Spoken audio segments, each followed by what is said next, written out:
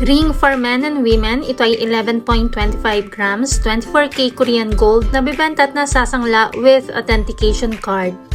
Ito yung ating ring up close at talagang napakaganda niya. Ito yung plain version. Yung isang version nito may kulay ang logo sa gitna at meron tayong nakabukod na video para doon. Pwede ito sa babae at lalaki at ang minimum nito ay 11.25 grams. Kung gusto mo na mas makapal ng konti rito, pwede pa ito sa 18.75 grams.